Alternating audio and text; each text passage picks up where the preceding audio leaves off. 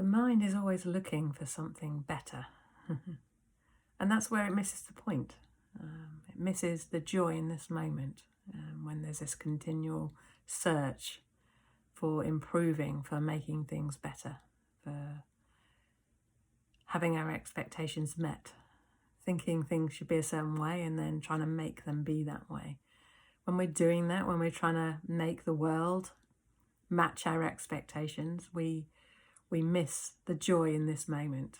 We miss the beauty, we miss the sense of connection and aliveness and vibrancy of this moment. And the mind is a problem-solving tool, really, essentially, and it's always going to be questing for more. It's always searching for the perfect experience. But the perfect experience exists right here, right now, in this moment, and requires no thinking.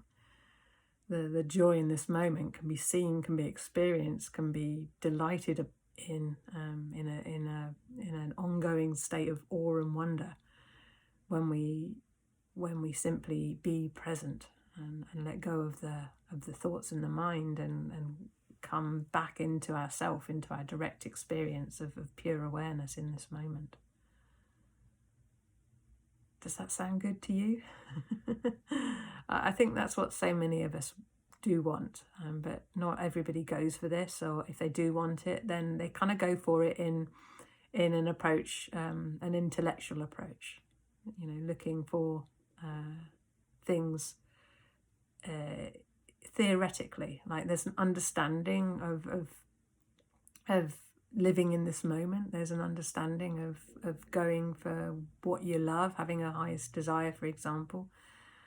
But it's that direct living experience, alive in this moment, that really makes all the difference. And so, great, learn the theory. I think that's the starting point for us to even recognise what is possible, that life can be easy and fulfilling and delightful no matter what's going on in your life. You don't need things to be a certain way for yourself to experience the peace that's here now, to experience the joy that's here now. You don't have to have things look a certain way, although I think the more you do tap into the presence within this moment of who and what you really are, I think life kind of lines up around you. It's like you magnetize the joy and the peace and the amazing opportunities that you could probably never have dreamt up in the mind. Actually, the mind's a very limited tool, and you might have a massive database of knowledge,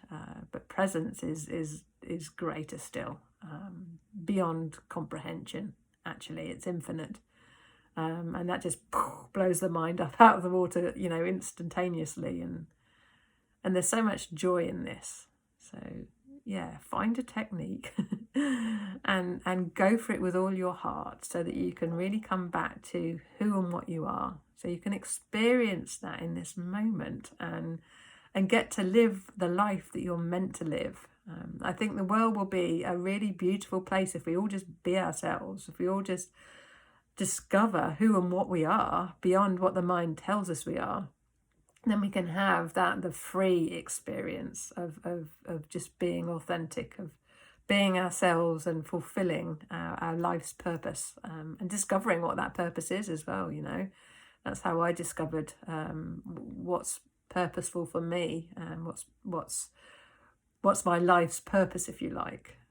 I discovered that actually by just coming back to myself, discovering who and what I am, to coming back to presence so that I could actually access my purpose. And, like when you're present, you're living your purpose, and that can change. Your purpose can change. Sometimes it's one big grand thing, and sometimes it's lots of different things, or the projects might change, like almost what serves best for the world comes to us, it finds us, and it lights us up as well. It's never anything you have to do for other people.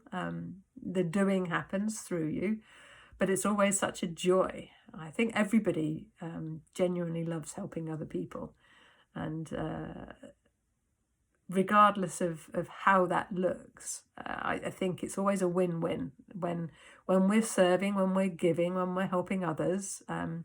and we've nurtured ourselves and we're compassionate to ourselves first and foremost, then yeah, our life's purpose just finds us, and yeah, we can come back into the more pure experience, where the mind doesn't run the show anymore.